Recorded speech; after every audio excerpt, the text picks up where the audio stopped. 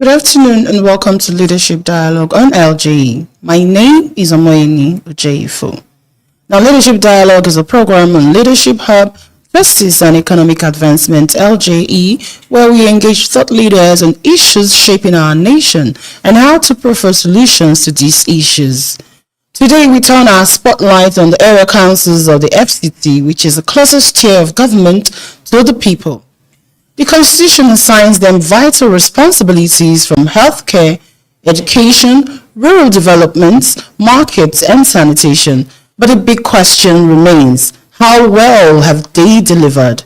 Our topic today is redefining leadership at the local level, making area councils work for the people. We will explore how leadership, accountability, and citizen engagement can transform area councils into true engines of grassroots development. Joining us to discuss this is the Executive Director of Statecraft Foundation, Mr. Emmanuel Obiabo, and the Programs Director, Mr. Jeremiah Ako. You're very much welcome to the studio, Thank you very much for having me. Thank you. So now let's begin with the basics. What exactly are the constitutional functions of area councils, and how well would you say they are fared in carrying them out? This question is for you, Mr. Emmanuel. Okay, so the functions of the area councils are captured in the fourth schedule of the Constitution of the Federal Republic of Nigeria, which is a guide to what they should be doing. And on the fourth schedule, you have the item 1A to K, and also the item 2. The first function is more of a recommendation function to the Economic Planning Commission or a similar body of the area councils. And then the second function is also the functions that is directly saddled to the area councils. And these functions include street naming,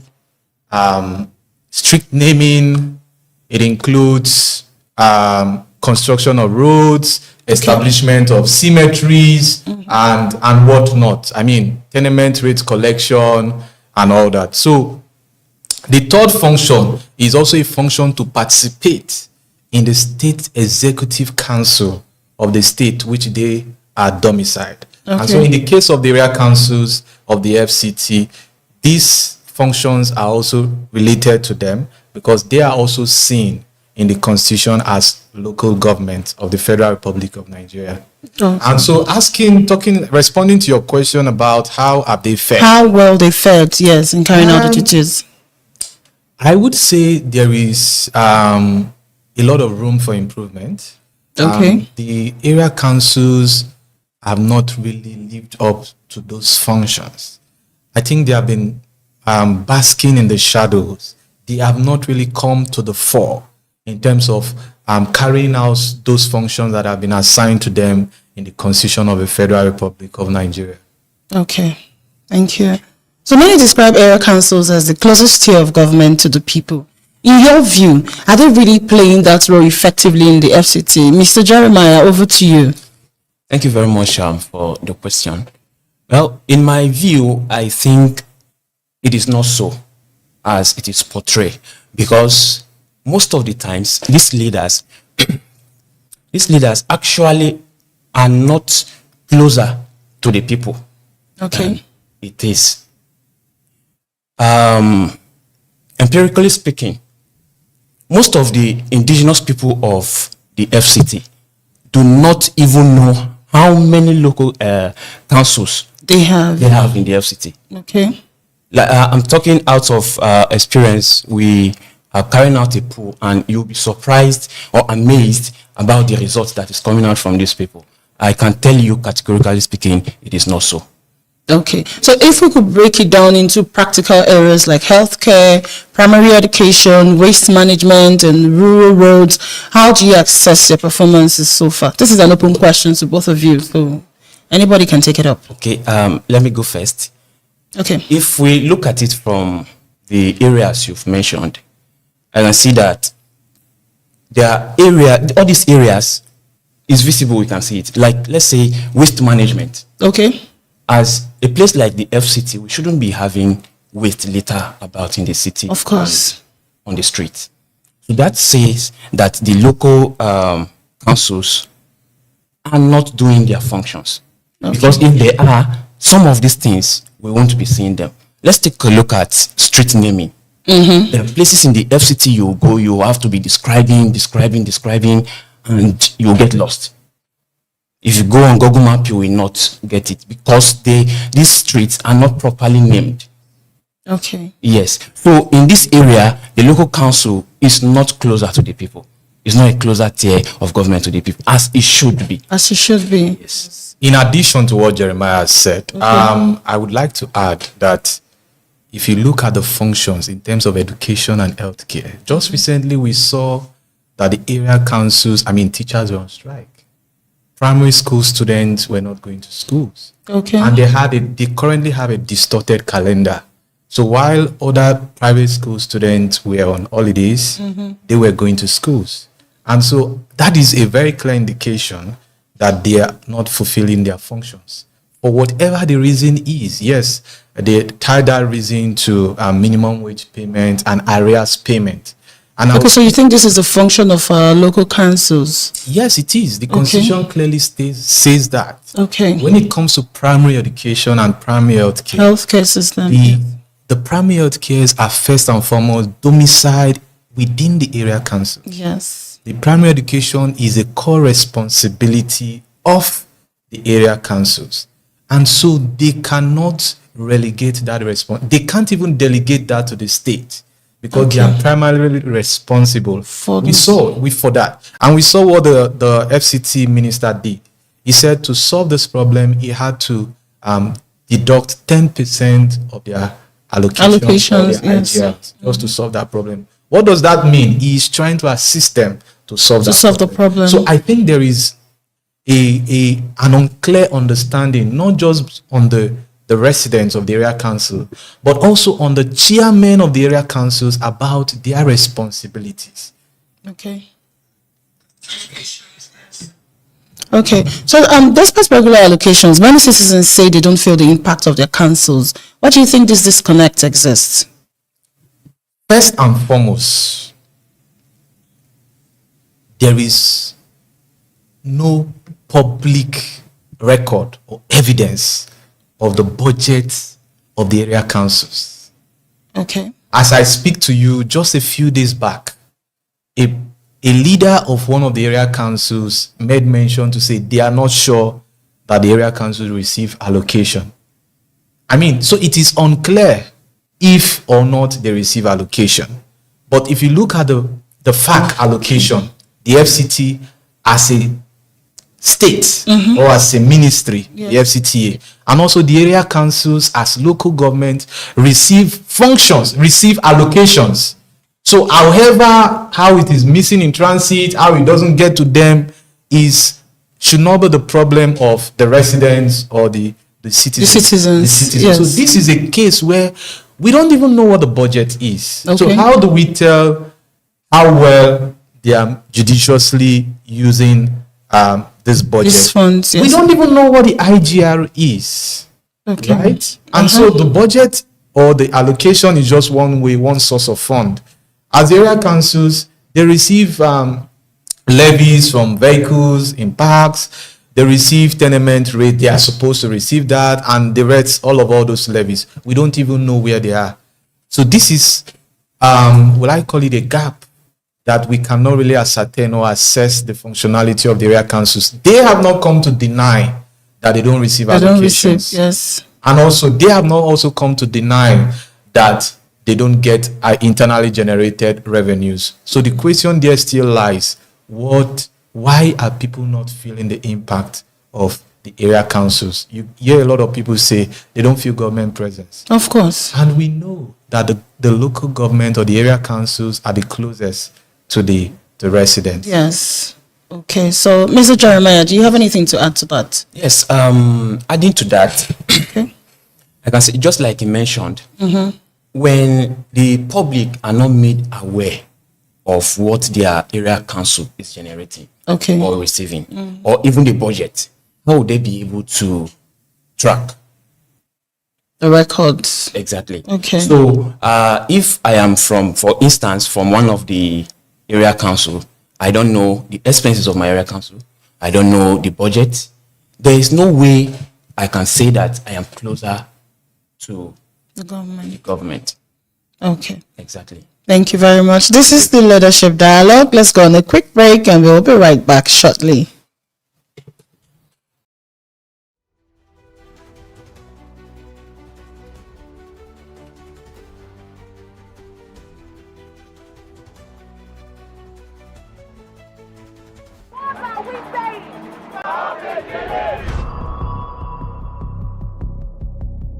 The land we call home, the source of our life, our food, and our future.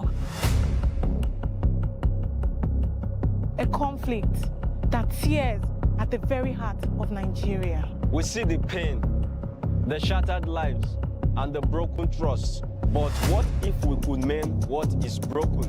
LJE Nigeria invites government officials, traditional and religious leaders, farmers and herdsmen representatives, security agencies, civil society organizations, international development partners, and the general public to a 2-day national conference themed Securing Nigeria's Future, addressing the root cause of herdsmen-farmers conflict through justice and inclusive dialogue. Date, 30th September to 1st October 2025. Venue, Shehu Musa Yaradua Center, Abuja, Nigeria. Join us as we address the root causes of this conflict through inclusive dialogue. We will not just talk, We will listen, we will not just debate. we will seek to understand. Together, we will find solutions.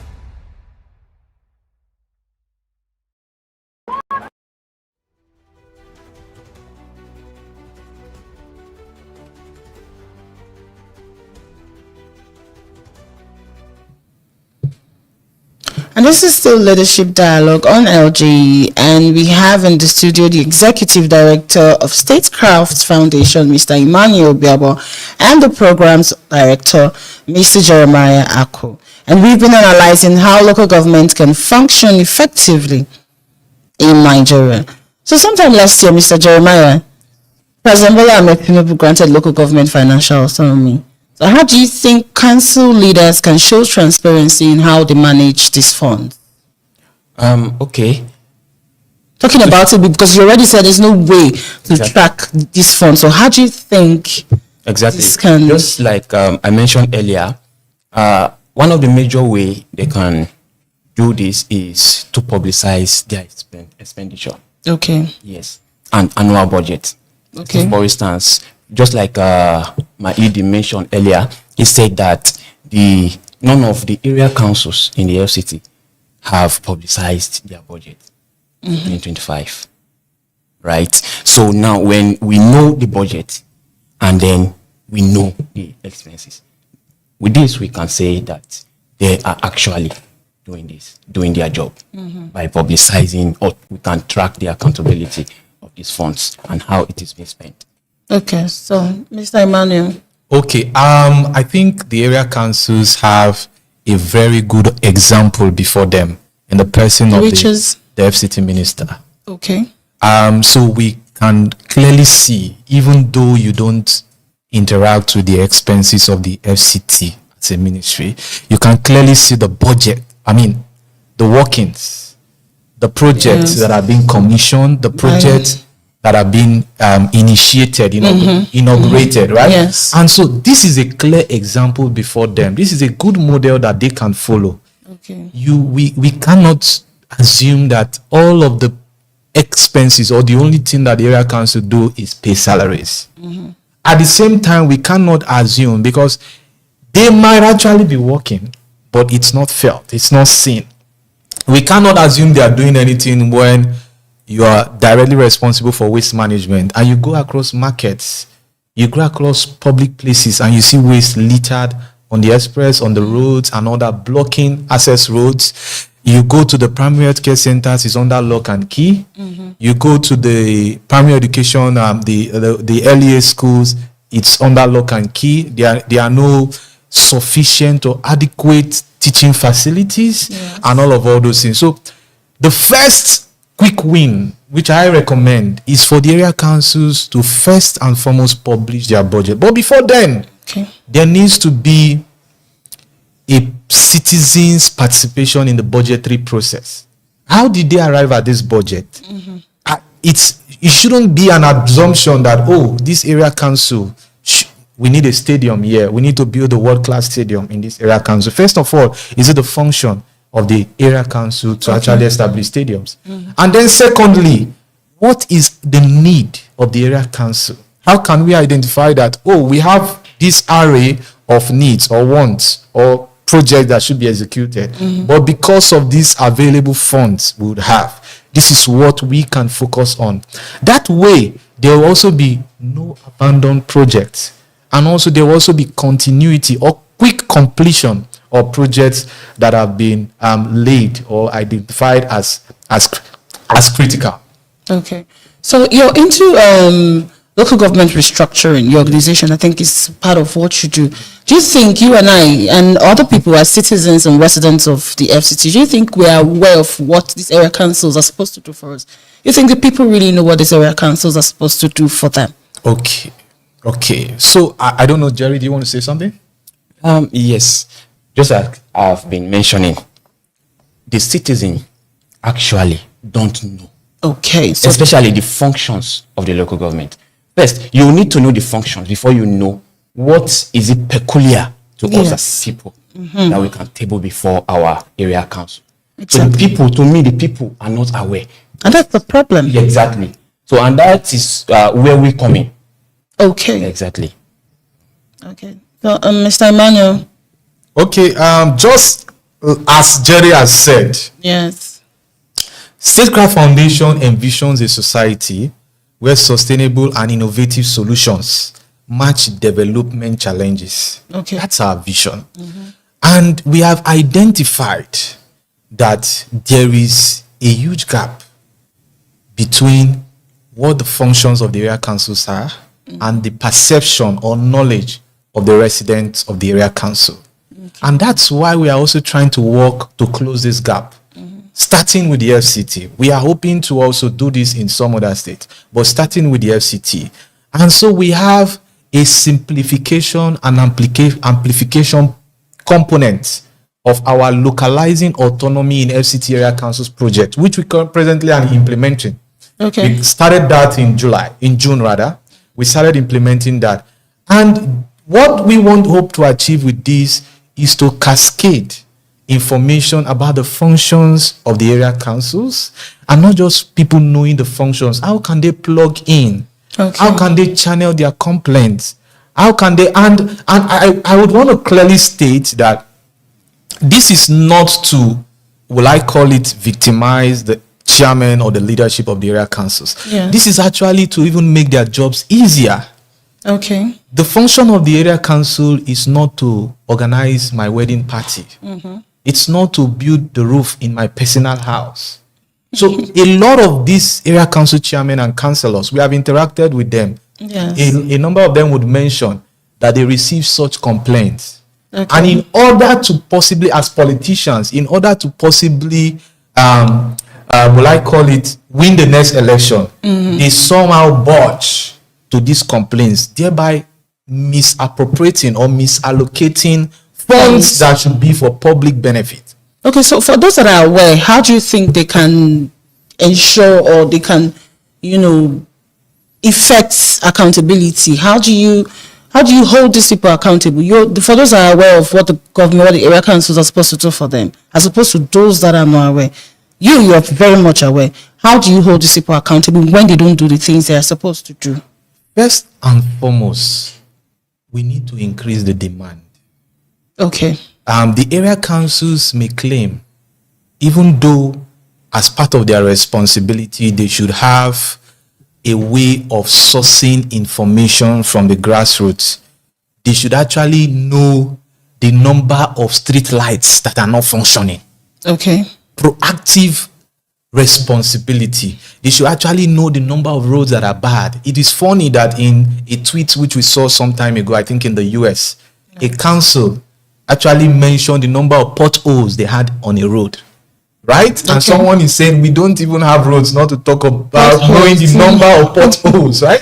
So it's quite funny, but this is something that those that are aware should do. When you place more demand, the council, we now know that there is a huge priority on this, and this, and this. Imagine 10 communities complaining at a time to say, we don't have roads. Yes. Or our streets are dark. And all that. The council chairman or the councillor would not have any reason to prioritize the birthday party of maybe the motor park chairman. I'm not saying he shouldn't attend the birthday party, but he would not allocate funds for that. Because he knows that this road, this street lights, this primary health care, this street naming, and is important. It's going to be of more public benefit than doing a birthday party. And I want to also say that there are some quick wins on the functions of the area council. I don't think it would take so much to actually name the streets across the area council. I don't think so. These are some projects that don't require so much. I mean, I do not recommend, I do not appreciate having so much aids and all that.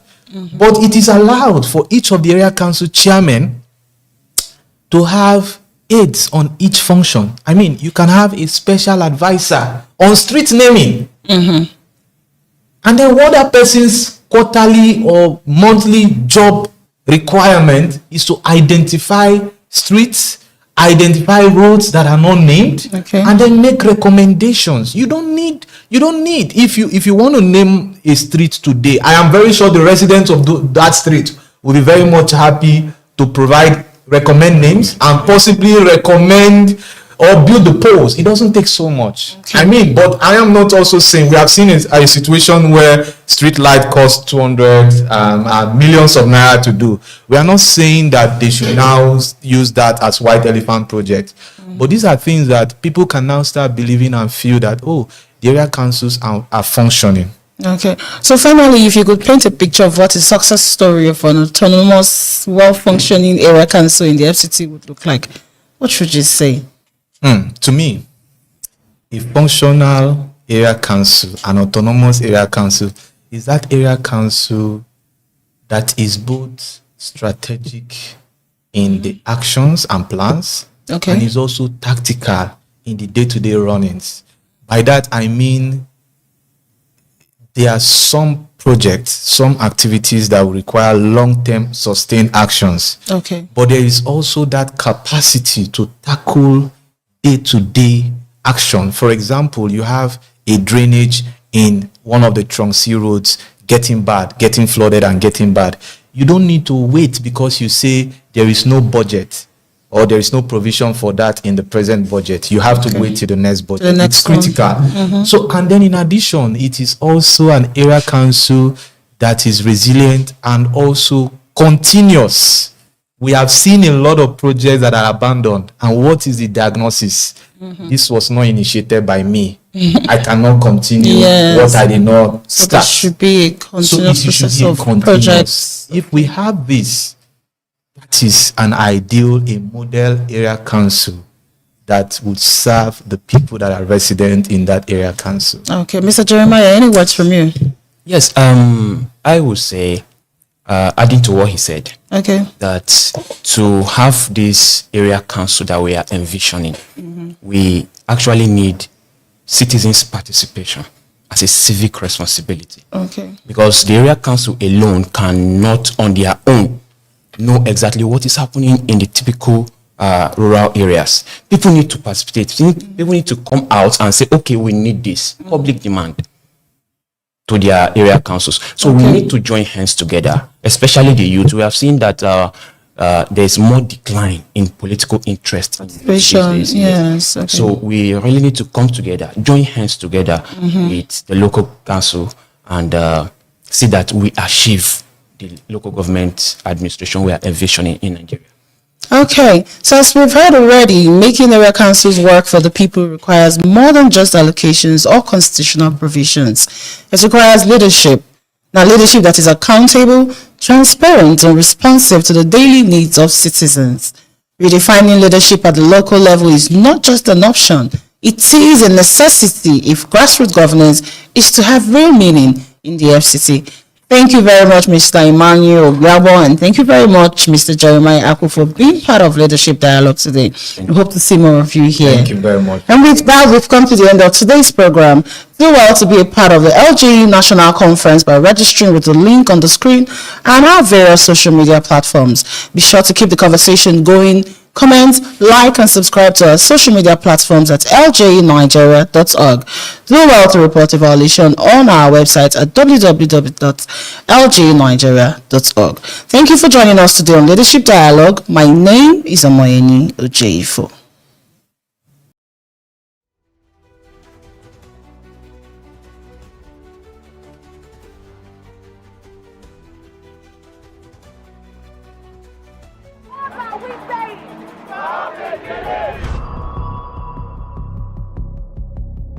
The land we call home, the source of our life, our food, and our future. A conflict that tears at the very heart of Nigeria. We see the pain, the shattered lives, and the broken trust. But what if we could mend what is broken? LGE Nigeria invites government officials, traditional and religious leaders, farmers and herdsmen representatives, security agencies, civil society organizations, international development partners, and the general public to a 2-day national conference themed Securing Nigeria's Future, addressing the root cause of herdsmen-farmers conflict through justice and inclusive dialogue. Date 30th September to 1st October 2025. Venue Shehu Musa Yaradua Center, Abuja, Nigeria. Join us as we address the root causes of this conflict through inclusive dialogue. We will not just talk, We will listen. we will not just debate. We will seek to understand. Together, we will find solutions.